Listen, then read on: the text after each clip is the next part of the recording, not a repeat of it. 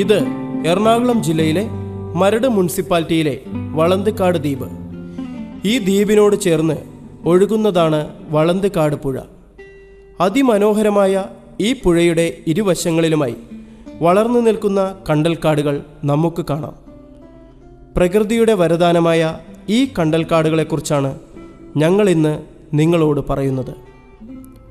ഇന്ത്യയിൽ ഇന്ന് കണ്ടുവരുന്നത് 59 തരം കണ്ടൽ ചെടികളാണ്. ഇതിൽ 14 തരം കേരളത്തിൽ കണ്ടുവരുന്നതായി രേഖപ്പെടുത്തിയിട്ടുണ്ട്. ഇതിൽ പ്രധാനപ്പെട്ട കണ്ടലുകളാണ് പീക്കണ്ടൽ, കുറ്റിക്കണ്ടൽ, എഴുത്താണിക്കണ്ടൽ, ഉപ്പട്ടിക്കണ്ടൽ, ചക്കരക്കണ്ടൽ, കണ്ണാമ്പുട്ടിക്കണ്ടൽ, പൂക്കണ്ടൽ, കടക്കണ്ടൽ, ചുള്ളിക്കണ്ടൽ, മച്ചിന്തോൽ കണ്ടൽ, പൊന്നുംവള്ളിക്കണ്ടൽ എന്നിവയാണ്. കേരളത്തിൽ കണ്ടുവരുന്ന മിക്ക കണ്ടൽ ചെടികളും വളന്തുകാടിനോട് ചേർന്നുള്ള കണ്ടൽക്കാടുകളിൽ കണ്ടുവരുന്നു. നിരവധി ജീവജാലങ്ങളുടെ ഉറവിടമാണ് ഈ കണ്ടൽക്കാടുകൾ. പ്രകൃതിയുടെ വരദാനമായ ഈ കണ്ടൽക്കാടുകളെക്കുറിച്ചുള്ള അന്വേഷണ യാത്രയിലേക്കാണ് ഞങ്ങൾ നിങ്ങളെ കൂട്ടിക്കൊണ്ടുപോകുന്നത്. വളന്തുകാട് ദ്വീപിലേക്കുള്ള ഞങ്ങളുടെ യാത്ര ഒരു ചെറിയ തോണിയിലായിരുന്നു. അവിടെ തോണിക്കാരൻ ഞങ്ങളെയും കാത്ത് പുഴയുടെ തീരത്ത് ഉണ്ടായിരുന്നു. യാത്രമധ്യേ ഞങ്ങൾ കണ്ടൽക്കാടുകളെക്കുറിച്ച് കൂടുതലായി സംസാരിച്ചു കൊണ്ടിരുന്നു.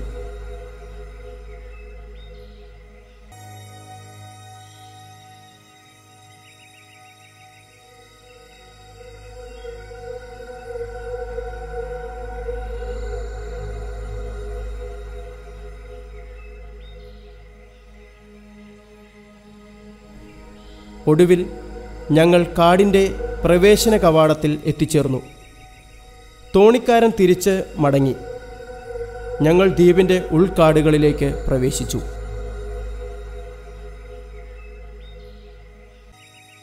മുൾക്കുറ്റികൾ പോലെ മുകളിലേക്ക് വളർന്നു നിൽക്കുന്ന ഈ കുറ്റികൾ കണ്ടൽ ചെടികളുടെ വേരുകളാണ്. ഈ വേരുകളാണ് ചതുപ്പ് നിലങ്ങളിൽ കണ്ടൽ ചെടികളെ ഉറപ്പിച്ചു നിർത്തുന്നത്. കണ്ടൽ വനങ്ങൾ എന്നറിയപ്പെടുന്ന പ്രത്യേകതരം വനപ്രദേശങ്ങൾ തീരപ്രദേശങ്ങളിലെ നിത്യഹരിത വനങ്ങളാണ്. പുഴയും കടലും ചേരുന്ന ഉപ്പ് കലർന്ന വെള്ളത്തിൽ വളരുന്ന ഇത്തരം ചെടികളെയാണ് കണ്ടൽ ചെടികൾ എന്നറിയപ്പെടുന്നത്. അഴിമുഖ തീരങ്ങളിലും പുഴക്കരയിലുമുള്ള ഓരുവെള്ളത്തിൽ വളരാനാവശ്യമായ പ്രത്യേകതരം അനുകൂല സാഹചര്യങ്ങൾ പ്രകൃതി തന്നെ കണ്ടലിന് നൽകിയിട്ടുണ്ട്. വേലിയേറ്റ സമയത്ത് ജലാവൃതമായും വേലിയിറക്ക സമയത്ത് അനാവൃതമായും കണ്ടൽക്കാടുകളെ കണ്ടുവരുന്നു.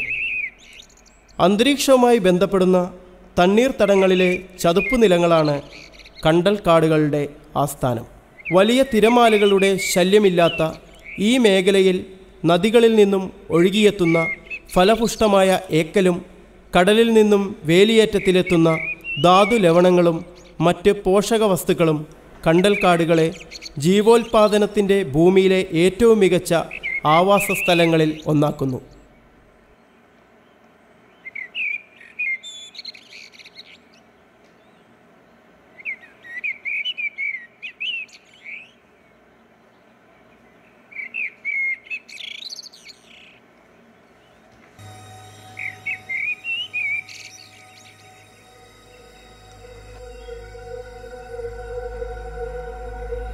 നദീതീരങ്ങളിലും അഴിമുഖങ്ങളിലും ചതുപ്പ് നിലങ്ങളിലും നിബിഡമായി വളരുന്ന കണ്ടൽക്കാടുകൾ നീർപക്ഷികൾ അടക്കമുള്ള പക്ഷിവർഗങ്ങളുടെയും മറ്റ് അപൂർവ ജീവജാലങ്ങളുടെയും ആവാസ കേന്ദ്രമാണ്.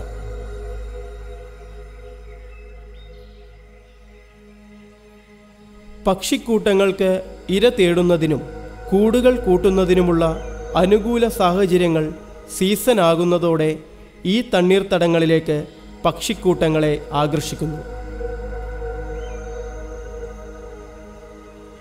ഈ കൂട്ടത്തിൽ സ്ഥിര താമസക്കാരും അല്ലാത്തവയുമുണ്ട്. ദേശാടന പക്ഷികളെയും കണ്ടുവരുന്നു.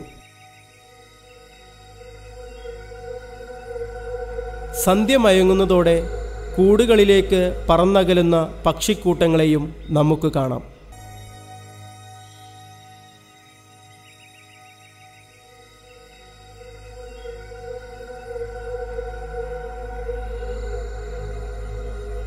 രാത്രിയിൽ തങ്ങുന്നതിനുള്ള സൗകര്യങ്ങളൊരുക്കുകയാണ് സഹയാത്രികരിൽ ഒരാൾ. രാത്രിയിൽ കണ്ടൽ വനത്തിലെ നിരീക്ഷണങ്ങൾ ഞങ്ങൾ തുടർന്നുകൊണ്ടിരുന്നു.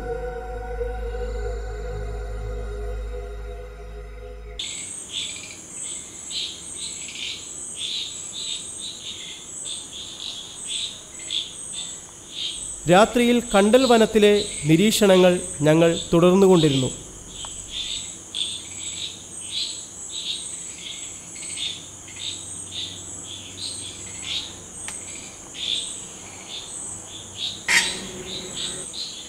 രാത്രികാലങ്ങളിലാണ് ഞാറ വിഭാഗത്തിൽപ്പെടുന്ന കൊക്കുകൾ ഇര തേടുന്നതിനായി ഇറങ്ങുന്നത്. സാധാരണ കൊക്കുകളിൽ നിന്നും വലുപ്പമേറിയതാണ് ഈ കൊക്കുകൾ.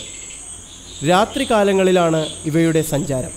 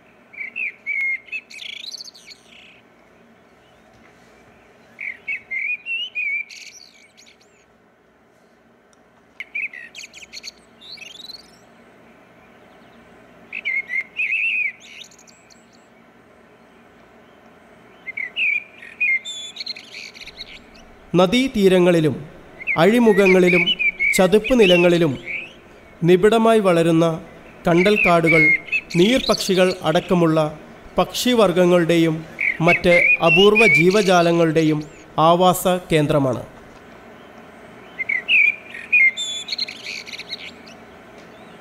പക്ഷിക്കൂട്ടങ്ങൾക്ക് ഇര തേടുന്നതിനും കൂടുകൾ കൂട്ടുന്നതിനുമുള്ള അനുകൂല സാഹചര്യങ്ങൾ സീസണാകുന്നതോടെ ഈ തണ്ണീർത്തടങ്ങളിലേക്ക് പക്ഷിക്കൂട്ടങ്ങളെ ആകർഷിക്കുന്നു.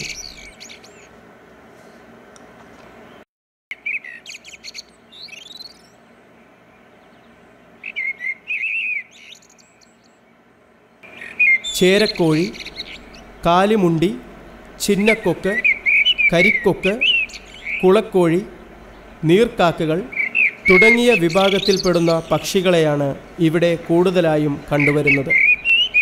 ഈ കൂട്ടത്തിൽ സ്ഥിര താമസക്കാരും അല്ലാത്തവയുമുണ്ട്. ദേശാടന പക്ഷികളെയും കണ്ടുവരുന്നു.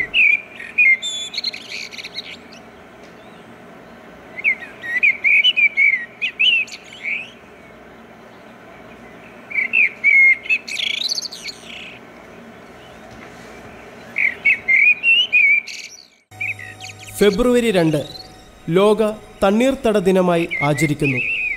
ഈ ദിനം ലോകം ആചരിക്കുമ്പോഴും തണ്ണീർത്തടങ്ങളെയും അവയെ ആശ്രയിച്ച് കഴിയുന്ന ജീവജാലങ്ങളെയും സംരക്ഷിക്കേണ്ടതിൻ്റെ പ്രാധാന്യം ഓർമ്മപ്പെടുത്തി ദിനങ്ങൾ വന്നു പോകുമ്പോഴും ഇതിനായി സർക്കാർ ആവിഷ്കരിച്ച പദ്ധതികൾ കടലാസിൽ ഉറങ്ങുന്നു. തണ്ണീർത്തടങ്ങളുടെ സംരക്ഷകരായ കണ്ടൽക്കാടുകളും കൈതക്കാടുകളും ദുരമൂത്ത മനുഷ്യൻ്റെ ചെയ്തികൾക്ക് മുന്നിൽ നശിച്ചു തീരുന്ന കാഴ്ചകളാണ് നാടെങ്ങും.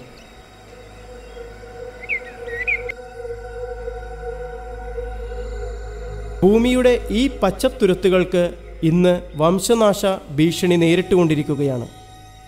ഇന്ന് കണ്ടൽക്കാടുകൾ വികസനത്തിൻ്റെ പേരിൽ വെട്ടി നശിപ്പിക്കുന്നു. കൂടാതെ തണ്ണീർത്തടങ്ങൾ മണ്ണിട്ട് മൂടുന്ന കാഴ്ചകൾ നമ്മൾ കണ്ടുകൊണ്ടിരിക്കുന്നു. വംശനാശ ഭീഷണി നേരിടുന്ന കണ്ടൽ വനങ്ങൾ സംരക്ഷിക്കേണ്ട സമയം അതിക്രമിച്ചിരിക്കുന്നു. പ്രകൃതിക്ഷോഭങ്ങൾ, കാലാവസ്ഥാ വ്യതിയാനം തുടങ്ങിയ പ്രതിഭാസങ്ങൾ ദിനംപ്രതി നമ്മൾ അനുഭവിച്ചുകൊണ്ടിരിക്കുന്നു. ആഗോള താപനത്തിന് മരമാണ് മറുപടി.